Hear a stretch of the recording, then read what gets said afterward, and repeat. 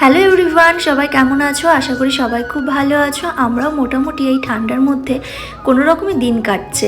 সকালবেলা ঘুম থেকে উঠেই আগেই ভেবে নিয়েছিলাম যে আদা দিয়ে কড়া করে একটু লিকার চা করে নেব, কেননা গলার অবস্থা ভীষণ খারাপ। আর আগের একটা ছোট্ট ভিডিওতেও তোমাদের সাথে শেয়ার করেছিলাম। তাই যেমন কথা তেমন কাজ, আগেই সকালে উঠে আমি বানিয়ে নিয়েছিলাম 1 কাপ গরম গরম একদম লিকার চা। আর লিকার চা আমার অতটা খেতে ভালো লাগে না, কিন্তু কী যে শান্তি লাগছিল, আমার মুখের রিয়াকশান দেখলে তোমরা বুঝতে পারবে। আর চা খেতে খেতেই ভাবছিলাম যে কোন কাজটা আগে করব, কেননা আজকে রান্নার একটু ঝামেলা ছিল। আর তারপরেও নতুন ঘরে এসে না এখন বুঝতে পারছি না কোন কাজটা আগে করলে ঠিক হবে। এক জায়গা থেকে আরেক জায়গায় আসলে এটাই সমস্যা হয়ে যায় যে সব কিছু জিনিস ছিটিয়ে ছাটিয়ে থাকে আর গুছিয়ে নিতে একটু সময় লেগে যায়। আমরা এক জায়গায় থেকে অভ্যস্ত, আরেক জায়গায় যখন আমরা যাবো সেখানে তো একটু টাইম লাগবেই মানিয়ে নিতে, তাই না? তো আজকে ভেবে নিয়েছিলাম যে সকালবেলা একটু মাছের তেল নিয়ে আসতে বলবো বাবাকে। আর সকালবেলা এটা দিয়েই সকালের ব্রেকফাস্ট মানে সকালের খাওয়া দাওয়াটা কমপ্লিট করব।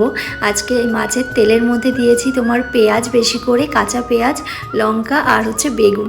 কী যে ভালো লাগে মাছের তেল এরম করে ভেজে খেলে, কি আর বলবো। আর ছিল তো সাথে গরম গরম সাদা ভাত, আর তার সাথে তাড়াতাড়ি করে মশলাটা পেস্ট করে নিয়েছিলাম। আজকে হবে আমার পছন্দের রান্না। আমার পছন্দের রান্নার মধ্যে আগে কিন্তু আমি খেতাম না এই মাংসটা।